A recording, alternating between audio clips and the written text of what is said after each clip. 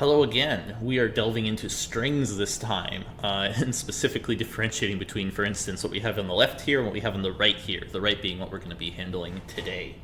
So, first of all, let's take a look at how we can examine strings.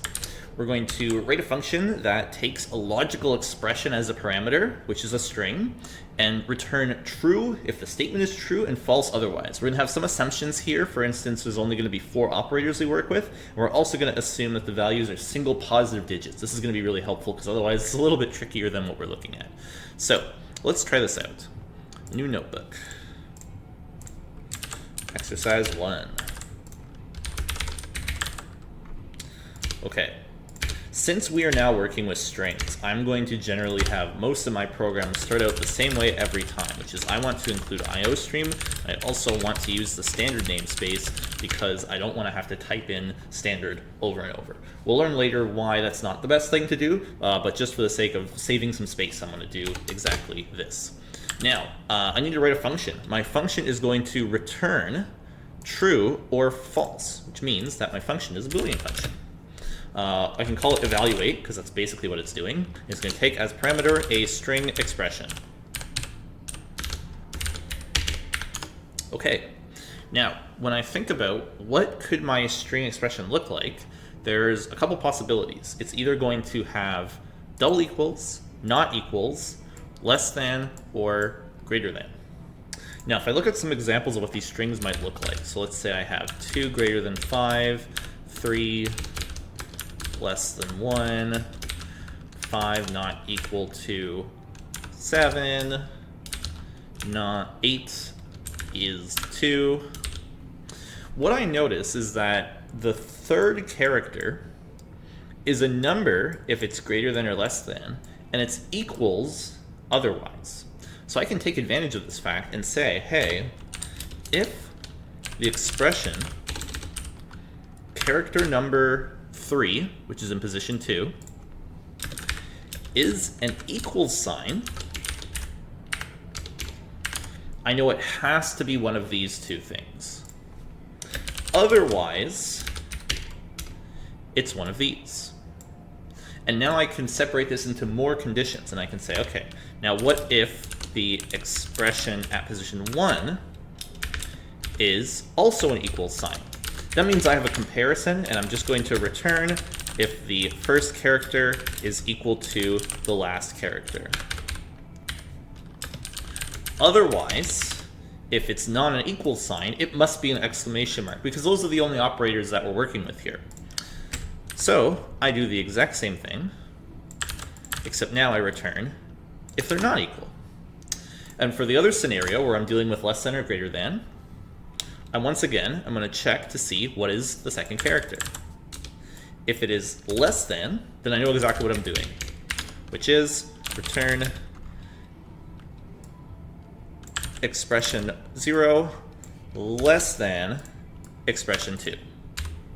Remember, this being the first, that's position 0. This being position 2, 0, 1, 2. And I will do otherwise. The only last possibility is greater than. Now let's sanity check it to make sure this actually works.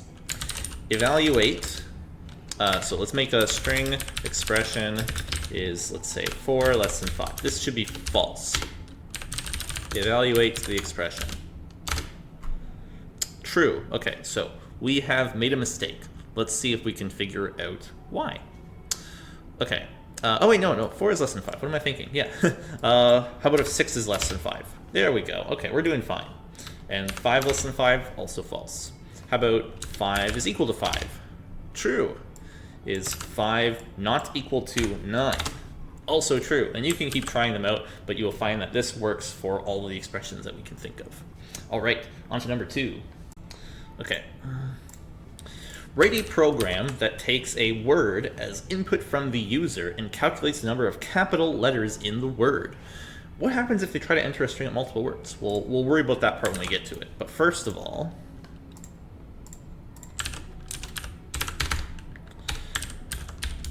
let's put in our question.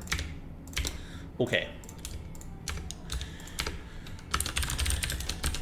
Include the usual suspects. And let's get a word as input from the user. So, cout. Please enter a word.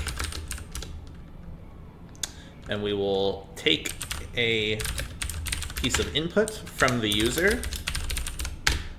And now we want to calculate the number of capital letters in the word, which means we need to know the length of the word, because we want to write a loop that goes through and counts number of caps, which will start as 0. We go through each letter, the number of letters being the input's length.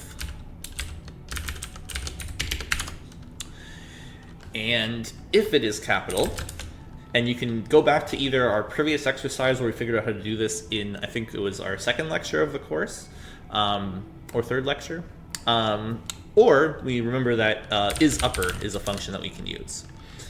Is the input's ith character an uppercase letter? If so, the number of caps goes up, because we found one. Otherwise, we do nothing. And then we'll count the number of caps. And so let's say if we have my name, there is 1. And if I have my name with a capital A-E-L, there's 4. And if I have my first name and my last name, it only finds 1. So there is a problem. And the reason for that is if you check out what the input is, it's only my first name. Cin was not able to handle me writing in more than one word. And this is important because it means that you cannot rely on this to take in anything that they type. It's only going to take in the first word and that's it. It's not going to be able to handle the rest. So we're going to have to figure out what to do about that, but this completes the second exercise. On to number 3. Write a program to get individual words from the user until they enter the word stop. Then output a string containing each word the user typed, separated by spaces. Okay. So a new exercise.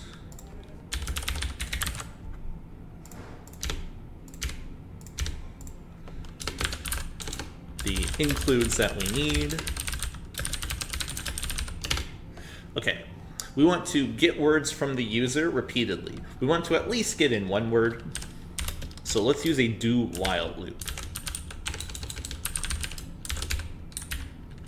And we're going to have some string input. We're going to do this while the input is not equal to stop. Once they enter stop, we should be done. Okay. So we're going to let's start by assuming they haven't typed in anything. We need to ask the user to give us something. So please enter a word, stop to stop. And then we're going to read that into our input. And we also want to have a string for our result, which is also going to start out as blank. And our result will add the input to it. Now, when I am done, I want to output that string. So I'll output the result. And let's see how this goes. Okay, so if I enter a word, hello, my name is Michael, and stop to stop. Hooray, hello, my name is Michael. Now, I made some mistakes. First of all, probably don't want to include stop. And second of all, I forgot the spaces. So to ensure that the spaces are separating it, I want to make sure that I add a space. So we're going to add a space. Hello, I am Michael. Stop. And then lastly, I need to make sure that I'm not actually adding stop. And so there's a couple ways I can do this. One of them is if the input is not equal to stop, only then will I add my result.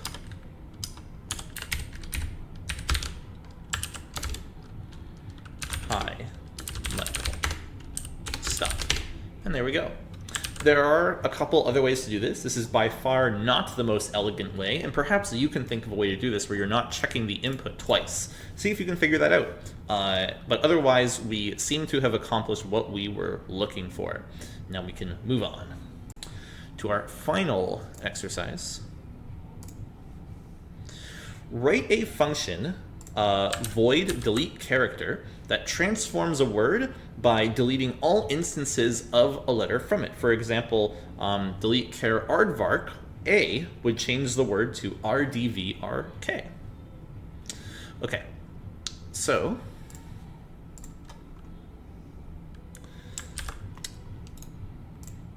let's try this out.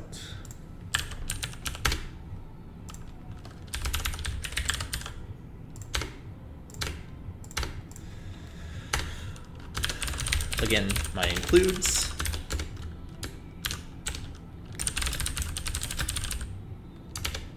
And my function is already given to me here, which is convenient. I can just copy it and paste it. Okay, now what you might do is make this mistake. And I'm going to mess it up first, and then we'll fix it after. So I want to go through the word. So for I is 0, I is less than the word's length, I plus plus.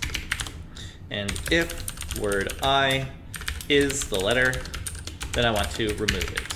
And I can remove it by using, I believe it's the remove command, is that right? I'm just gonna peek at my slides for a second. Erase, there it is. So I want to delete one letter starting from the index where I found that. So word.erase, and I know I want to delete one letter, and where is the index? I believe I want to delete the ith index.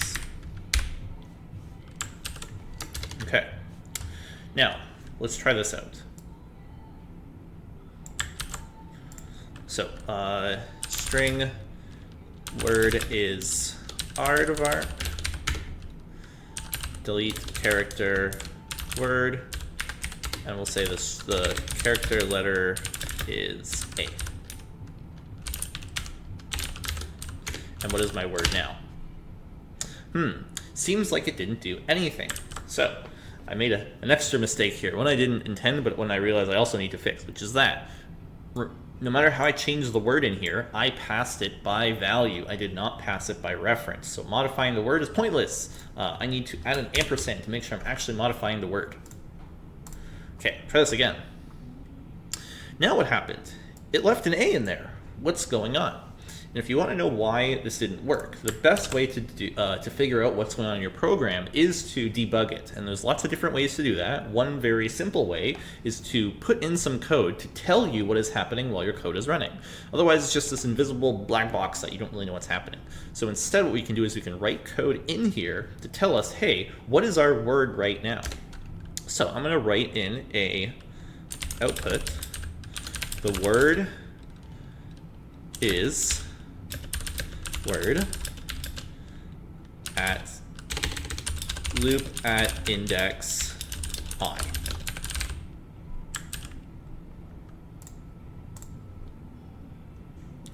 And now what do we see? The word starts as aardvark. We get rid of the first A. Then we seem to miss the second one. But eventually we do once we hit after index 4. So 0, 1, 2, 3, 4, we do find that A and we get rid of that, but we always skip that second one. And so if you notice what's happening here is that once we've deleted this first A, the index goes to 1, and now we're actually at the wrong letter. We've skipped over and gone to this R. So in order to make sure that we don't make that mistake, we actually want to reduce I by 1. And that way we stay on the same letter if we've deleted one. And now this will give us what we're looking for. So hopefully that was a good introduction to strings, and I look forward to seeing you in the next episode. Thanks.